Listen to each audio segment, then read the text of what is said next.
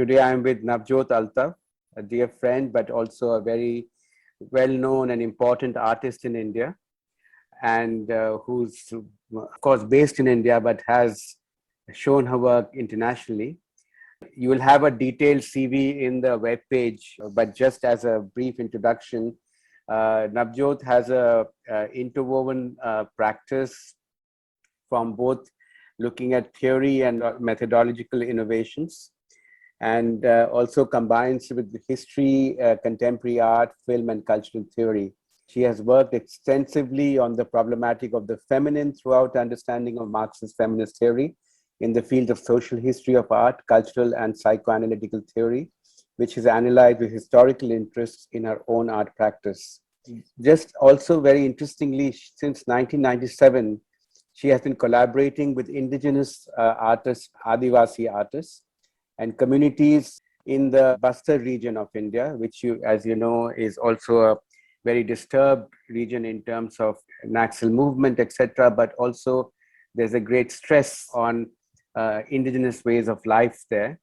And she has worked collaboratively there as an artist, as I think using, if you want to use the word, social sculpture, or also bringing the works of indigenous artists as part of our own showings of work, and also done long both conceptual works as well as looking at long films showing what's going on there. So it's a deep engagement in ways of life which we don't easily find in contemporary art practices. Of course, she's shown widely all over the world in museums, galleries, you name it, and she's been there.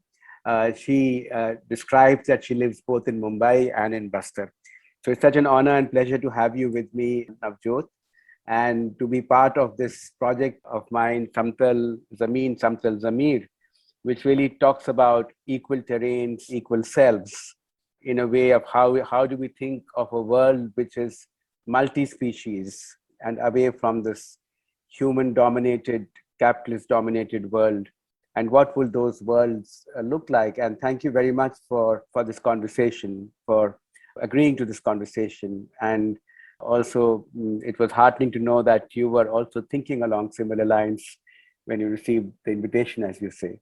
So I'll hand it over to you to start off, Navjot, and then we'll talk as things progress. Thank you, Ravi, for inviting me for this project, very close to my heart. So in response to the concept of Samtal Jameen, Samtal Jameer, that I'm happy to be part of, which, as you write, is an attempt to rethink and imagine worlds with inclusions and rights for all. I've jotted down a few points which I will quickly read and hope it will generate a dialogue between us. So I would begin with sharing my interest in understanding how to develop a sensibility that could enable me to recognize the difference between the ecological democracy and the representative democracies, and the similarities in the processes we see in external ecosystems and in the processes of our internal ecosystems, and how the human body has much in common with the rest of the living world. So what I want to say is that if by understanding the principles of ecological democracy, we begin recognizing that we are inevitably linked to the planet and not separated but are interdependent, then perhaps we would begin respecting that no single species could encroach into the ecological space of other species and be dominant and violent. So the procedures of representative democracy, in my view, need to be rethought with specific requirements. And even though it's already being scrutinized, it requires constant scrutinization to keep uncovering why the representative democracies in the socio-political systems have not managed to work ethically or constitutionally on the large scale. Because it's not only for those who are elected to form and run the government, or as Jean-Paul Gagnon, a philosopher specializing in democratic theory, points out, he says that it's not just for those who think they are civilized, the chosen, the righteous, the holy, the entitled, or the powerful, which implies that who has it, who is fit for democracy, and consequently who doesn't have it. and is less fit for it. So, less human. So, we can see how the claim to ownership excludes others, and this we have been experiencing till date. Secondly, even though it's being recognized that non-humans are at the risk of irreversible change, largely because of the choices made by the humans as they have created a kind of environment for themselves, what in my view crucial is that we begin understanding and internalizing that ecosystems are made up of living beings such as trees, plants, animals, insects, and microorganisms that are in constant interaction between themselves, and the human body is inhabited by millions of living organisms which all together are known as the human microbiota. So to protect the Earth's ecological processes and well-being of all species, their rights, plus to survive as a large family, the need is to invent ways to explore what interdependencies in inter and multi-species relationships mean. And this perhaps can be done by looking to those that have their own democracies. So apart from the access to the scientific and theoretical information, we are also witnessing the consequences of the destructive use of power by human species, because of which the health of ecosystems is deteriorating faster than ever before, and on which in reality all lives depend. So during pandemic, like a student, I became quite curious to know how our lives and lives of animals and plants, etc., depend on democratic principles of communication and communication between cells and microbes in and on our bodies, and they are found everywhere. And how the microbiota and cells in our bodies coexist and fight off invaders to build and to maintain the organism we share, and how the human body fights the problems democratically. So I feel that despite all the information available, most of us either don't want to acknowledge or don't really know that the loss of diversity and extinctions, etc., are happening to human microbiota as well, affecting our health and well-being. So this question put forward by Jean-Paul Gagnon interests me, as he points out that they are the democracies that make us. And if democracies make us, how can we ever have made democracy? And we ask, is democracy human? No. But then again, yes. Because the answer to this question depends upon how we explain democracy. So, what we know of the representative democracies and the democratic practices in the human world, it not only excludes certain sections of the societies based on caste, class, gender, economic or ethnic inequalities, it also lacks in-depth understanding of the interrelationships and interdependencies between all sections of the societies.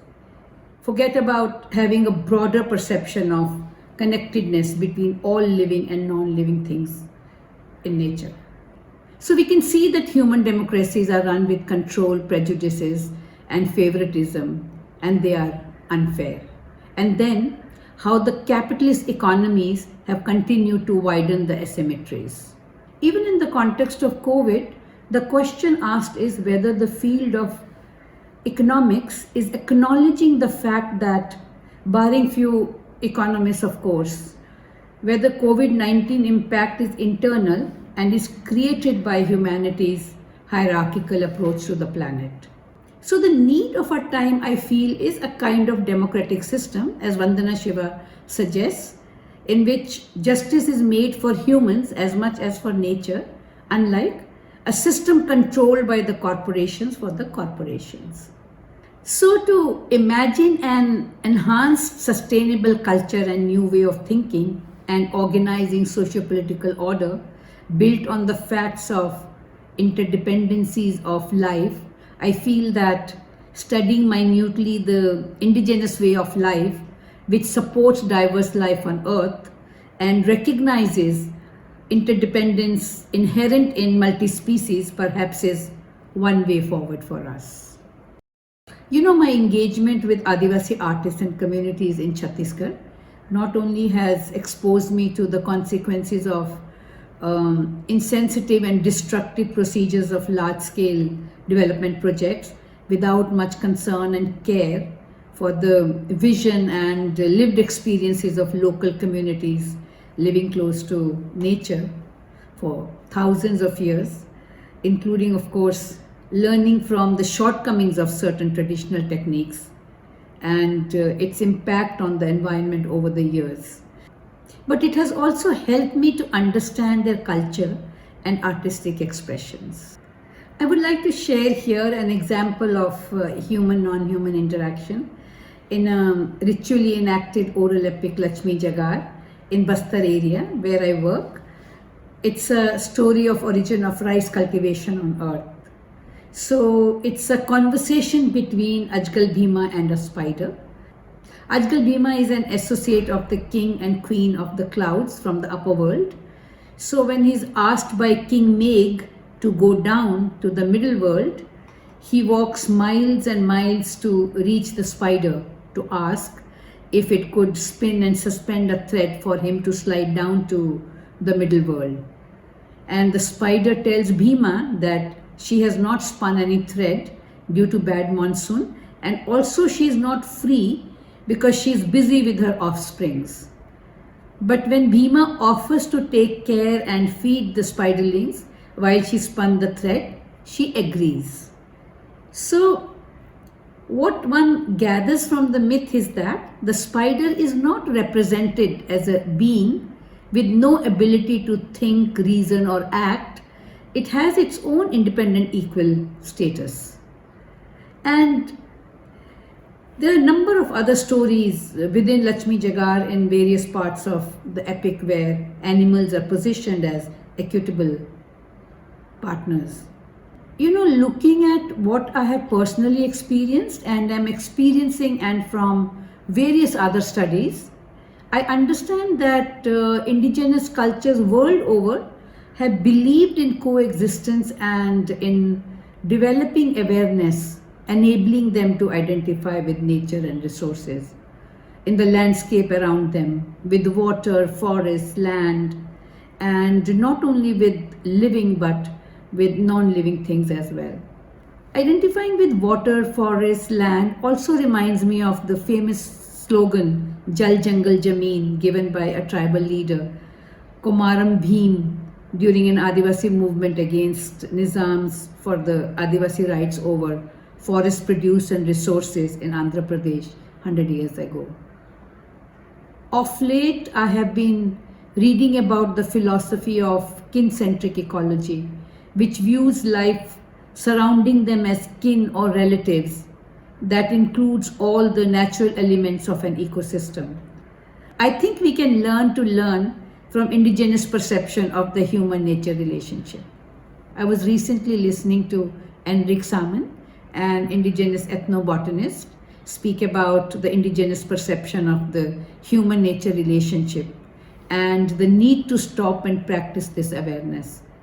To stop, he says, does not mean doing nothing, but it can be engaging in a kind of mindful of awareness. Here I would like to add that I have been looking at things from feminist and eco-feminist perspectives as well. Ravi, I've sent 3 photo sketches to you. Can we see those? So can you see the first one? Yes, yes, I Would you can like see. to talk about it? So in these sketches, I've tried to look at what's happening to nature and the need to reflect and rethink not only about the human struggle of achievements, but also about the breakdown of the environment and the tensions and conflicts. Also the necessity to understand the contradictions between warnings of the environmental scientists plus of people's lived experiences and the actions of decision makers and the politics behind it. And the juxtaposition of certain images are intended to create an associative connotations.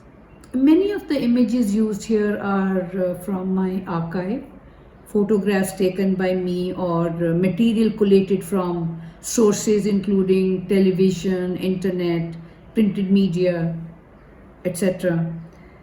You know what I find ironically amusing is how the modern industry and makers of machines have borrowed names from nature for the heaviest of machines like the electronic warfare aircrafts, bulldozers, cranes, etc. And they're called caterpillars, spiders, garura, raven, or cranes. And interestingly, crane is China's national bird, which actually symbolizes peace and longevity. And I remember talking to a cab driver in Shanghai about this, and he laughed and after a while pointed to a construction site near the sea full of all kinds of cranes and bulldozers and said, "Now this is the symbol of China." In this work, if you see, it is an open cast mine site in northern part of Chhattisgarh with caterpillars, the bulldozer, and an image of a huge tree trunk. Thousands of trees have been cut for the highways and for road broadening and the railways, like in many other places, which has impacted both domestic and wild animals. Cattle is dying due to polluted water and coal dust in the air. And the elephants, who it is said migrated to rich forest areas of Raigad and Korba from Jharkhand due to mining many years ago, now in this region too are impacted because of the loss of green cover and the polluted rivers, as the government is continuing to sanction land for mining and industry and for their use of water, and some rivers are being privatized. Right below you see bats, like many other forms of life that are impacted by the environmental degradation, or like these caged animals for food industry. And the road divider in this context is to symbolize procedures of urbanization and how urbanization has always come with a mix of environmental disturbances and modifications, and how the consequences of certain modifications can be so very fatal. And when you meet people who are directly impacted, one realizes how they understand the loss not only of their personal loss of land, but of their cultures, way of life, knowledge systems, their riparian rights, and the environment itself. Here in these sketches, apart from my interest in visual complexity, as the works have many comprising elements, graphs of different density over these images signify the opacity, as reality is layered and complex. So who wants to look through them, who wants to remove them layer by layer? It depends upon each person's political position. So this is one, and then the second one. I'll go to the second one. Yes, please. Here if you see, there is an image of a crane called spider crane and a big desert spider, reflection of which is of a dead spider. And for the ecosystem, spiders, if we see, are extremely beneficial. They are useful for the land and farm crops, and they also reduce mosquito-borne diseases. And I found it very interesting to look at the form and design on the machine borrowed by the designers of the cranes, very similar to the spiders, but both have different effect on the environment. One contributes to the nature, and the other is used to lift dead trees, dead animals, or the excavated materials and minerals from the earth or things made out of them. Then right on top there is an old image of a forest mensuration I found on the net, meant to measure the dimensions of the trees in the forest. These images here on the right I've used to indicate the loss of indigenous sense of food production, their local variety of rice or wheat or the root vegetables and certain millets like ragi and certain herbs, which was their staple diet and was highly nourishing, now are being replaced by the poor quality of government ration given to them under BPL status. And millets like ragi now is consumed more by us for health reasons than them, and the fancy stores, as we know, in the cities are selling them at a much higher prices than what a farmer gets. And agricultural land on which they grew what they thought was appropriate is being forcibly acquired for industrial use. I believe that development is when we also learn to recognize what is better in different cultures and their philosophies, and we don't disrupt knowledge systems insensitively. And when knowingly that natural systems are interdependent, we are forcing them into spaces which are not appropriate for them, it disturbs and injures other systems too.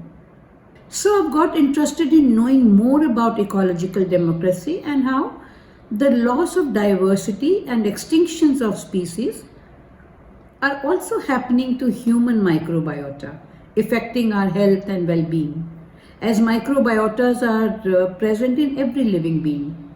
And here in this sketch, I have shown it around the tree roots. You see, the principles of human democracies are discussed at school level, but not the principles of ecological democracy so commonly. So, in many ways, I feel we don't know enough, and I really hope now the schools are making the young aware from the early age itself. This sketch is about what I said in the beginning, that perhaps by looking at the principles of ecological democracy, we can begin to think and develop a broader perception of connectedness between living and non-living things in nature, and about the interrelationships and interdependencies between all sections of the societies. And here I'm looking at some of the insects which are extremely beneficial for the land and farming. And I did this work as villagers' non-violent protests in Chhattisgarh to save their agricultural land, and the protests of the Indian farmers not succumbing to farm laws passed by the government are going on. So from a broader perspective, these protests seem extremely relevant to me, because apart from the land ownership, there are various other interrelated issues that we need to look into. This human figure here is sensitively trying to build a relationship with another life form, and he can be an indigenous person or anthropologist or a scientist or just a nature lover. You know, I'm interested in the process of making art or experiencing of art, and what evolves from my research and experience, learning from different sources and possibilities and challenges I face in different situations and the contexts I work in. How does one edit and re-edit by organizing and reorganizing, or conceptualizing and specifying one's ideas and materials? So here I would like to share how did the title of one of my video film, Soul Breath Wind, a shorter version of which will be on the website of this project, emerged from both how a farmer whose land has gone into mining expresses the situation by pointing at the site we stood at, and she says that soul of the earth is being removed. This is the end. This is the end. And from the philosophical perceptions in relation to why we cannot exist outside the environment, I would like to quote from Sasha Kagan's wonderful book, Art and Sustainability. And the quote is, "The invisibility of the air is the soul of the visible landscape." Also, the word psyche in ancient Greek signified not only the soul or mind, but also breath and wind. Similarly, Atma in Sanskrit is soul, air, and breath. And if we see these things in today's context, and we all saw how shortage of oxygen killed many during COVID. And if you see right on top in the left corner, just above a sparrow, an oxygen cylinder is placed opposite a sprouted plant on the right side, as plants need oxygen to germinate. Then there are a number of insects around it that contribute to food we live on. So these works are layered as reality is complex, and the layers need to be peeled, or I would say holes need to be made to peep in. And in the middle you can see a Native American woman weaving a basket or a mat with a pattern borrowed from the patterns on the skins of a crab or a lobster.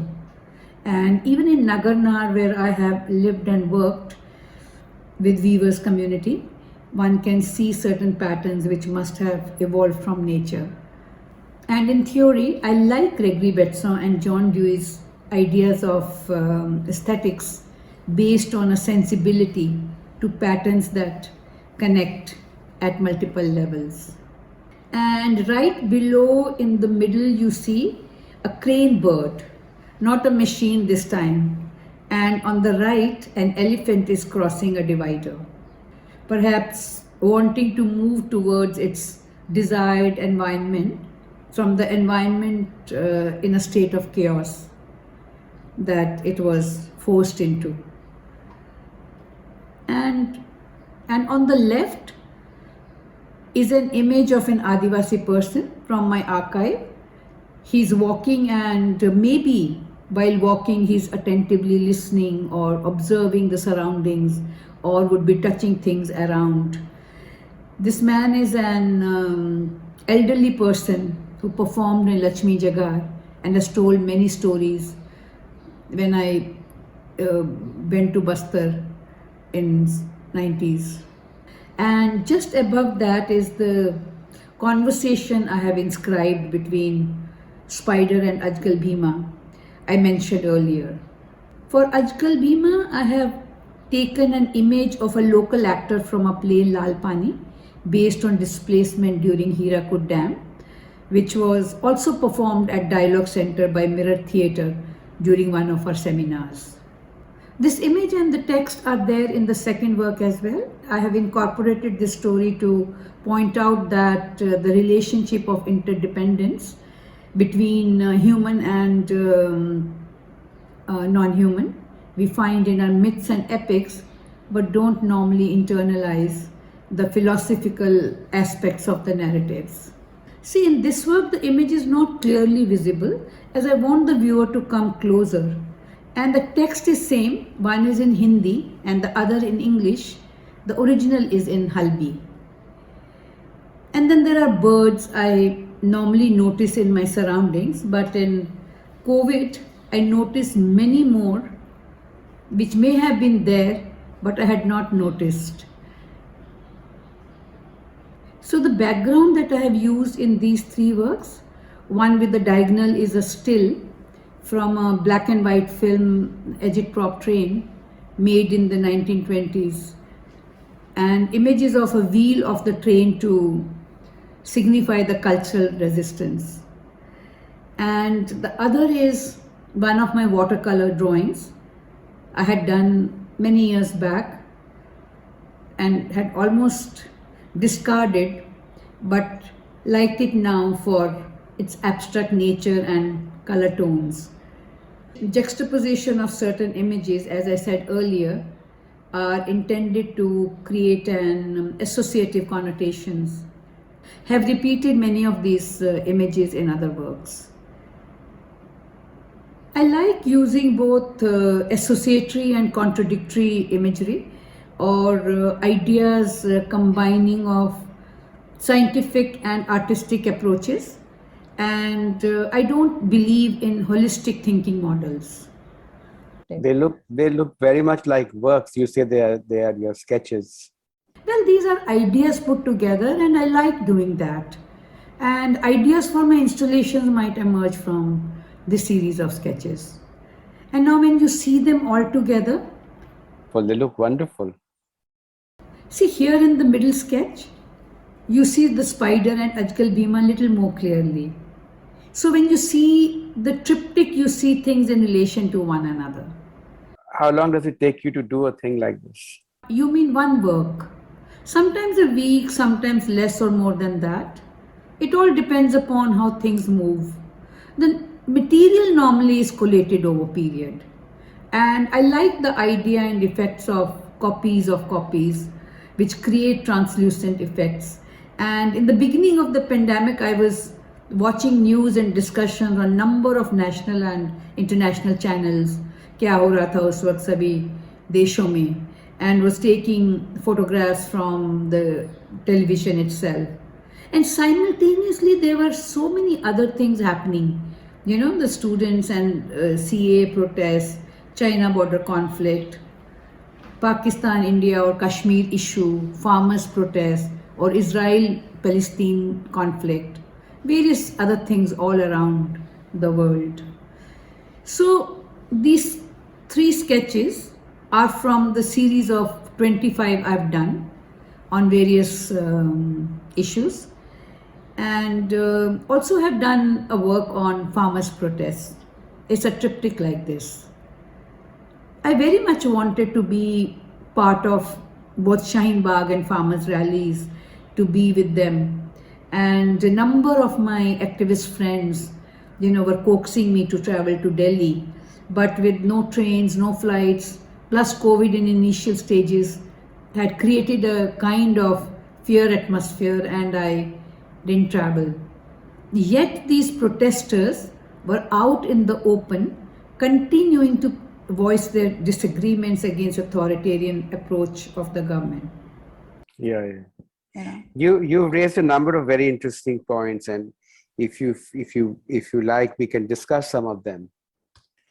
I would like to add one thing. When I talk about indigenous communities or indigenous way of life, I'm not trying to romanticize it. Yes, you make that point. I wanted to. I had seen traditional furnaces used to make iron tools for agricultural or hunting purposes in the villages closer to the forests in Bastar district.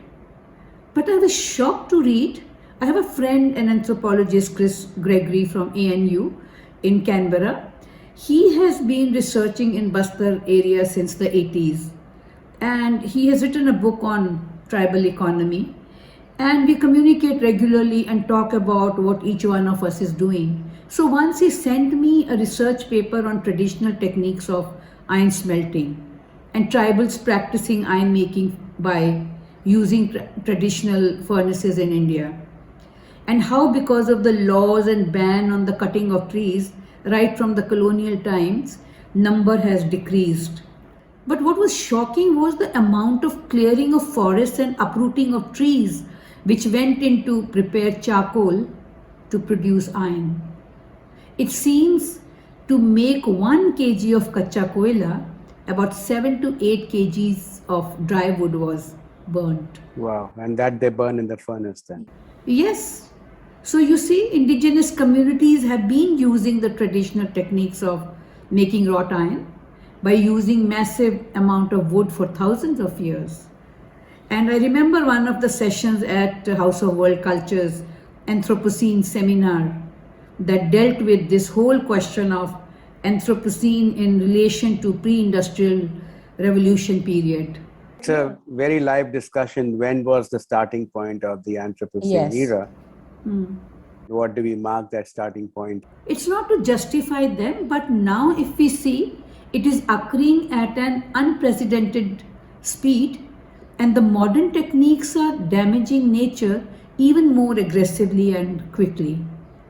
But despite so much research and information and various discussions on the issue of developing a sustainable culture, and a number of people from different disciplines thinking about how to imagine and make possible the multi-species living, like this project, In reality, a very small section of the world is interested in it. And people in general are not consciously rethinking about changing their ways of life, or because most are caught up with the capitalist generated idea of maximizing the wealth and power, and the idea of more and more accumulation of material goods. So personally, I agree with the idea of finding a way out of excessive consumerism, which I suppose can help. So the unavoidable urgent need, I believe, is to create an awareness at a large scale by working towards co-creating the environment in which both human and non-human and nature flourishes, and we avoid destructions of cultural dynamics. So two or three things which are very, I think, important to delve deeper. One is this point we've made now, saying that do not romanticize. Would you like to say more about that? Because it's a very important thing, I think. Yes, the example I gave of iron smelting, we can't overlook how to make good quality of charcoal, logs and logs of sal timber was burnt. So we can imagine the loss of sal forests cut for thousands of years. So it's important to look at any culture from a larger historical and critical perspective. Though I feel that certain values inherent in some old cultures, relevant to present times, we can sustain and learn from. But the point also is that even though Adivasis smelted iron for their own usages, their skills were used to fulfill the requirement of other classes as well, for weapons and construction purposes. And till date, despite the strict laws, they are being used illegally for clearing of the forest by all kinds of people in power. Even though all kinds of police forces, military and helicopters and drones, etc., are employed to check on Naxal activities. But Adivasis or the poor are used as cheap labor by the privileged non-Adivasi population all the time.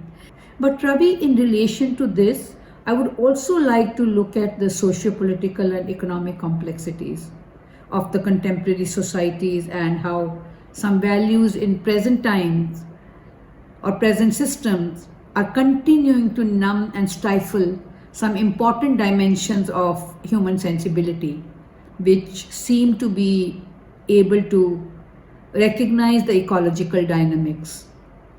And as a number of research projects reveal, are still alive in some indigenous populations living close to nature, and they seem to have a broader perception of connectedness. You know, I always tell my colleagues that even though I read, but the process of research teaches me more. One has to be amongst them in their environment to sense their idea of coexistence and human-animal relationships. For example, a very special dance performance like Kokerenge, which means cock-like walk, when I first saw in Narayanpur in the open, which went on from midnight to early morning to come to a full circle, I could feel the moments of sensorial intimacy. It's both a ritual and an artistic expression in my view, and makes one feel the poetic dimension of Adivasi existence. Kokerenge is performed after harvest, and the performers travel from village to village to pay tribute to their head of all deities, which symbolizes the entire earth. It's one of my favorite performances, and I like to share it with everyone. The other point which is very important to talk about in your practice is you talk about the eco-feminist approach and the eco-feminist awareness. Yes. And how do you think of that in the idea of nature per se, but also in your interaction with the indigenous communities? How does that marry? These are contemporary approaches, ecofeminism. So how is there something, a way forward there? So both on how do they marry, any examples, and that can we learn something from that? Well, as I said earlier, I understand that ecofeminist awareness is based on the concept that all life forms are connected, and their consciousness focuses on ecological relationships and sustenance and nurturing. And I see these values present in indigenous cultures as they both support idea of diverse life on earth. And creatively, eco artists work towards not only making visible the environmental complications we confront, but they also look at the ecological dynamics to regenerate the damaged environment. And my collaborative project of dechoking of 180 trees in Delhi at Barakhamba Road, you may remember, in a way was based on the idea and possibilities of regenerating the damaged trees. And when artwork does not end in a complete product to be viewed and sold, rather to what extent the process can make a difference to the trees and other living beings in the surroundings. So the aesthetic principle that I want to associate with this, which inquire into the meanings and implications of justice in a pluralistic way. You've seen this, you've worked and lived with the indigenous community for a long time. How do you see the relationship with nature? A lot has been said about, but what is your experience? How are they really reciprocal? Are they really respectful? Do they only take as much as they need, as they keep people say? What is your personal experience of that? Ravi, my personal experience has been that those who are closer to the cities or towns, like Kondagaon is a district town, and those who live in the interiors are different. And how?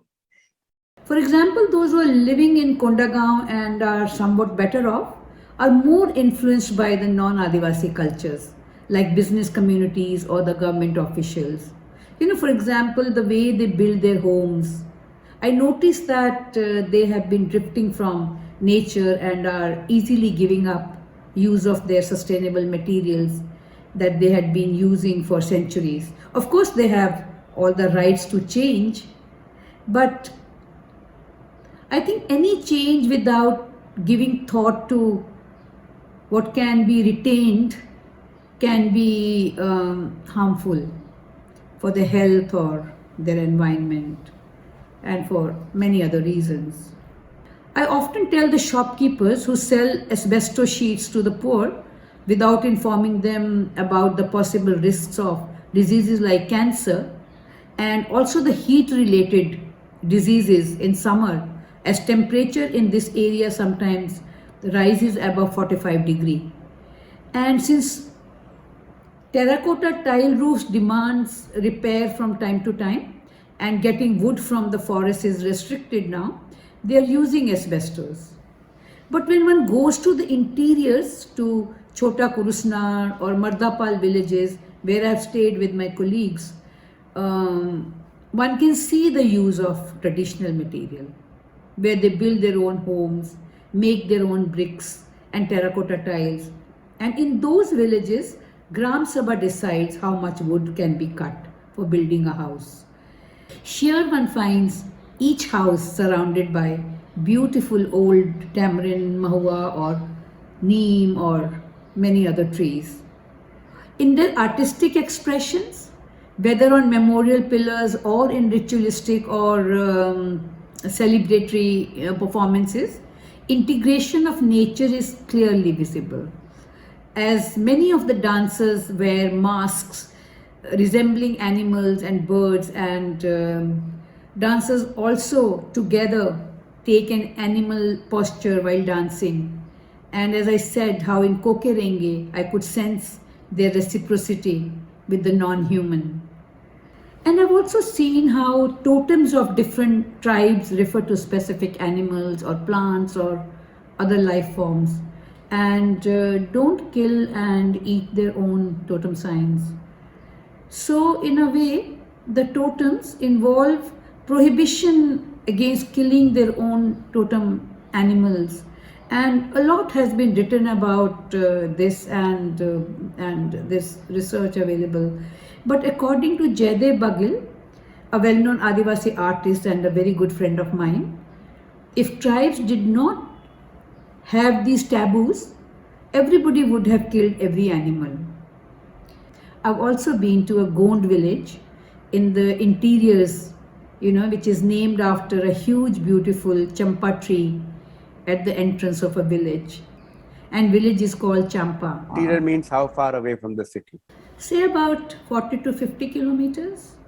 Interiors can be 10 kilometers away as well. Rajkumar, my colleague, lives only 8 to 10 kilometers away from our center dialogue in Kundagaon. And he has to pass through a scanty forest area, but there is a police chowki on the way where villagers can see the jeeps carrying the police forces with guns going towards interiors where Naxals are suspected to be. And as I said, 40-50 kilometers inside towards Mardapal or beyond, one can sense the forests, though the security is tighter, but people have to move around. I've been there many times. Oh, really? And wild animals come there? They do. They say they see wild animals. And how do they deal with them? You see, if the wild animal is not disturbing them or harming anything or anybody, they let them go. They say they have seen tiger in their area. It's very interesting how these stories or experiences are interpreted. When asked if they have seen the tiger, the reply in general is that no, I have heard. It comes at 2 at night, and other will say early morning at 4 or 6 in the morning. It's very interesting listening to them. And so I spent time with them to understand how, even in their own areas, how they experience life, how they imagine things, or how they like to narrate their own experiences to others. But I have read about incidents in Bastar area when villagers had to stay indoors till the tiger was captured by the locals and forest department.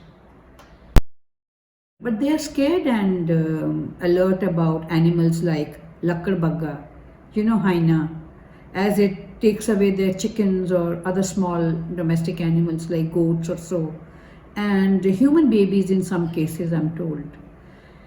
I have seen a disturbed elephant near the displacement sites close to scanty forest areas and the people trying to pacify it.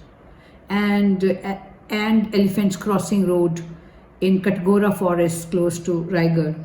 People normally stop and let them cross. Okay. But there must be a lot of songs and myths and rituals which deal with animals. Yes, there are many rituals, that deal with animals, and I've been to some. For example, there is a festival called Govardhan in Bastar.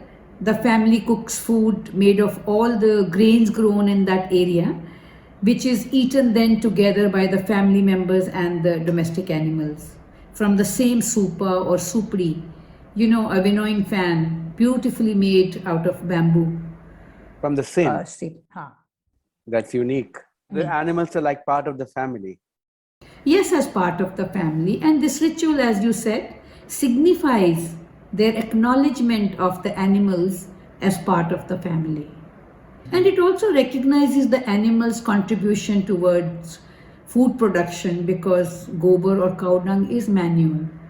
Then on Amus Tihar, another ritual, also called Haryali, animals are given shots of medicinal herbs for them to remain in good health.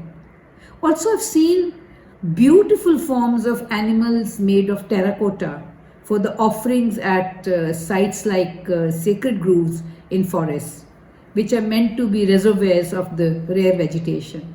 So, Jess, I want you to, from your experience, that because these people have such a long association with living in nature, in a way, in that with the animals and having a different relationship with them. Of course, when they feel threatened, they'll do something, otherwise they just let it be.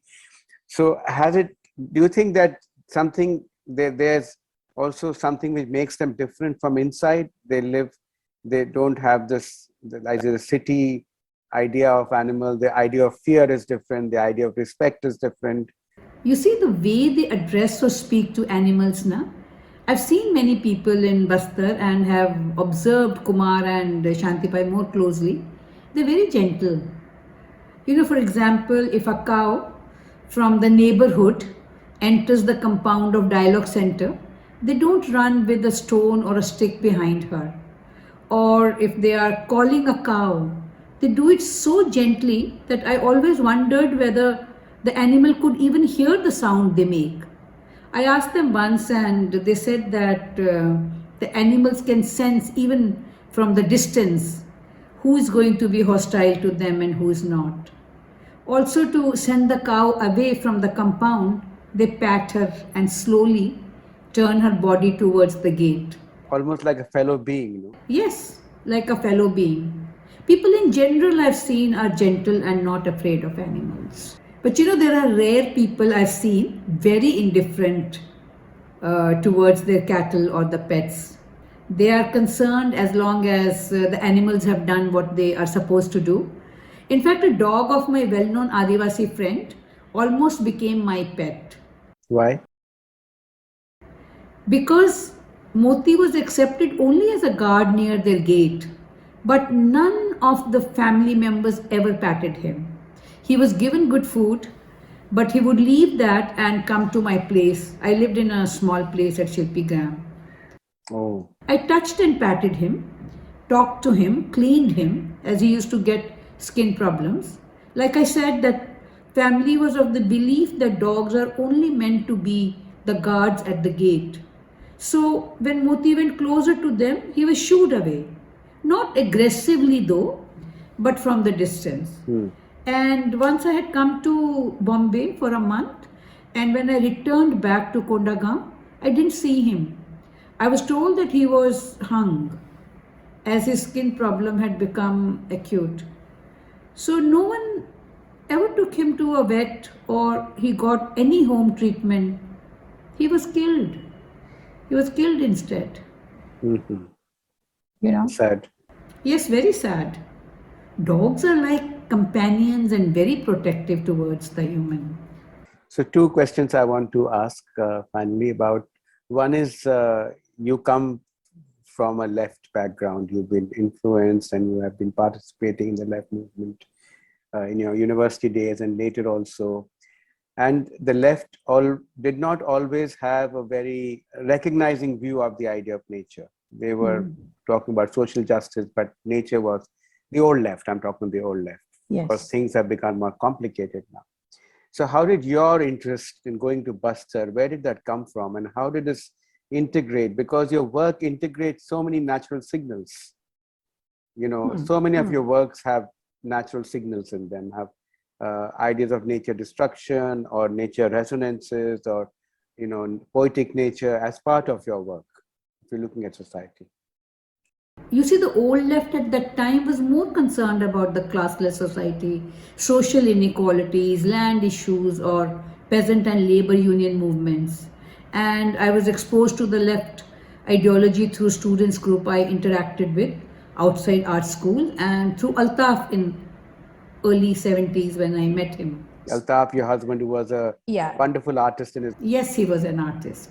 He had come from England in the late 60s and the left movement there was protesting for civil rights, nuclear disarmament and the environment. Here in India, left was not engaged with nature or gender. Though we were aware of Chipko in the 70s, which in fact raised issues related to environment, which now when one looks back, had to be seen from environment and women's perspective. But issues concerning environment and nature was not part of the left discourse at that time.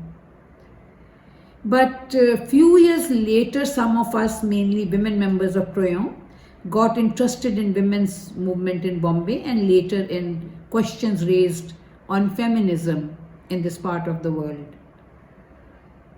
What I would like to add here is that late 80s and early 90s was also quite a stimulating period, and most significant for me was access to writings by the feminists on women's intervention in art histories and cultural studies in the West to begin with. Artists were dealing with the issues concerning minority cultures and recognizing the significance of different knowledge systems, women as subject, nature, and the relationship between the changing technology, etc.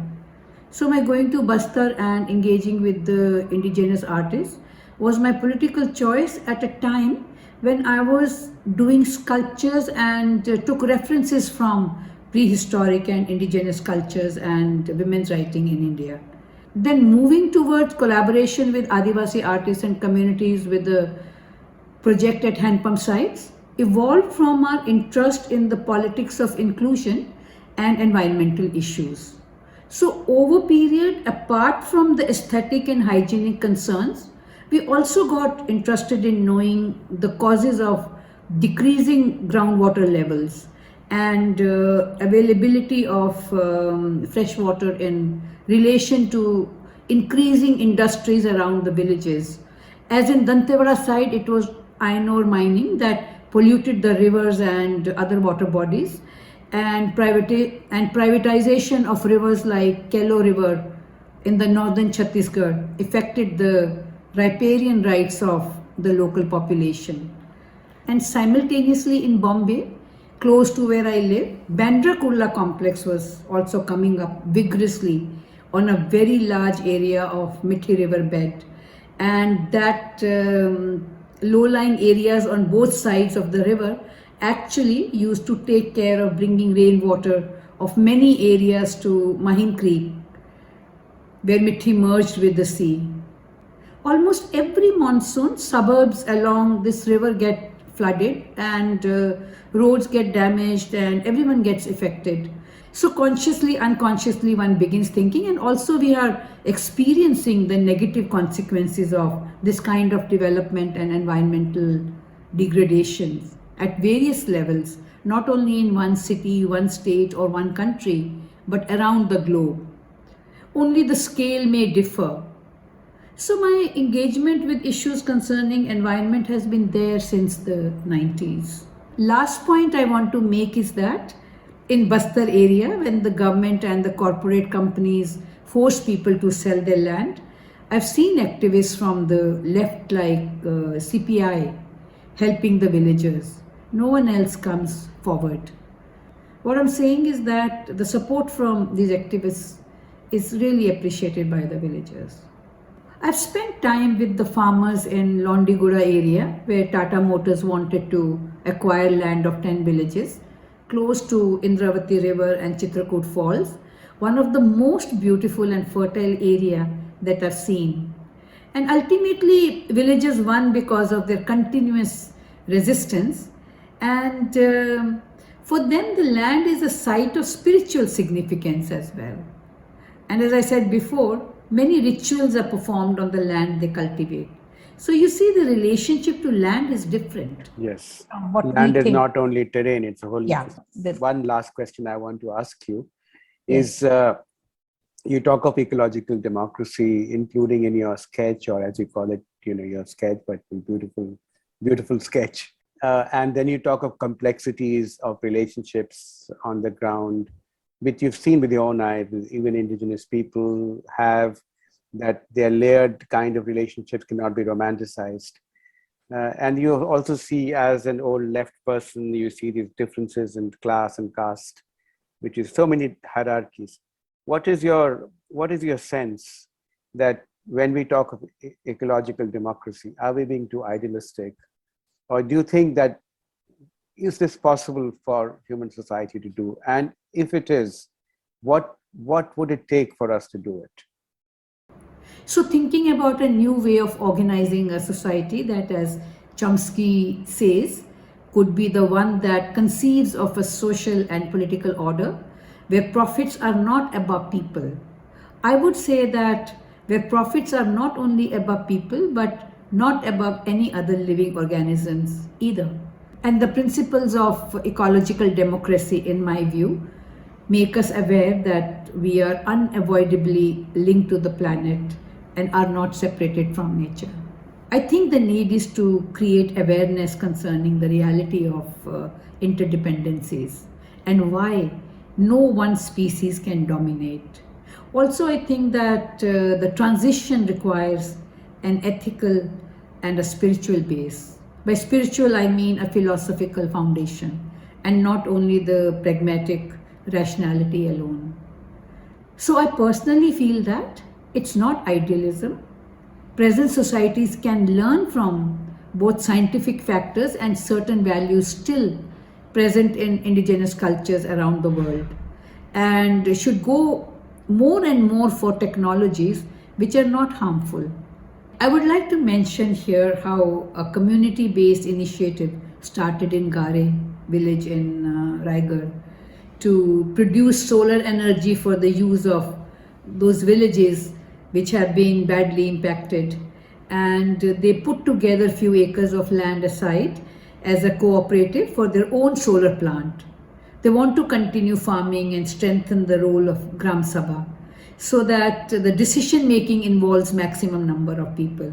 And a village in Jharkhand has also got electricity through solar with their own initiatives at a small scale. I've been to Gare a number of times and I'm amazed at their sense of hope and their idea of non-violence, especially those who are directly affected by coal mining and have lost their agricultural land and know what they have lost and will be losing if coal mining doesn't stop. I think change is possible if we are willing to change. And we have to see which lens we want to see the world from and any specific problem. I've learned a lot by being with people who are directly impacted and know what loss means and are still resisting so that what is left is not destroyed.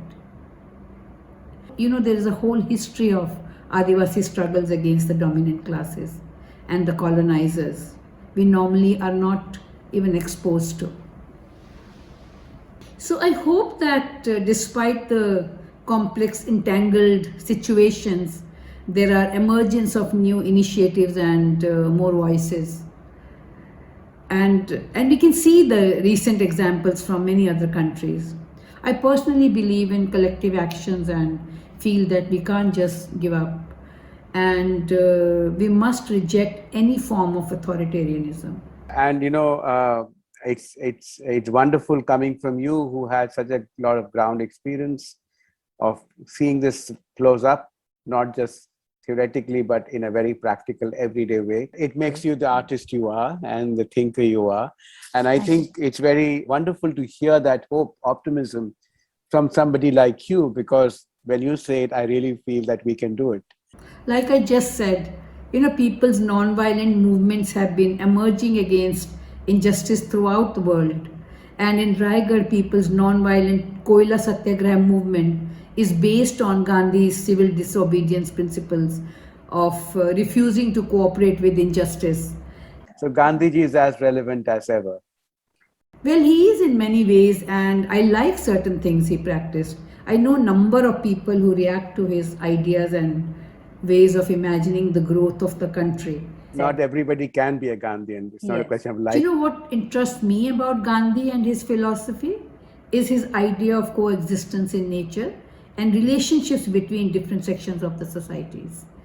And he was in favor of an idea of cultural interdependence and not of colonization and domination. So in many ways, I feel that we are rethinking about what he said years ago. I only sing the line, Ishwar Allah Tero Naam, Sabko Sanmati De Bhagwan, and not Raghupati Raghav. I was sad to see at a nature cure center near Pune, started by Gandhi and one of his followers, this particular line added by Gandhi to promote harmony between Hindus and Muslims at that time is not sung anymore. It has been removed. Really? Wow. It's changing. Exactly. So with that, I want to thank you, Navjot. Lovely conversation, and I thoroughly enjoyed it. Thank you, Ravi. I'm glad you enjoyed it. Yes, it is lovely conversation, and I thoroughly enjoyed it. I will, of course, share it with you, and then before I share it with the world. Thank you, Ravi.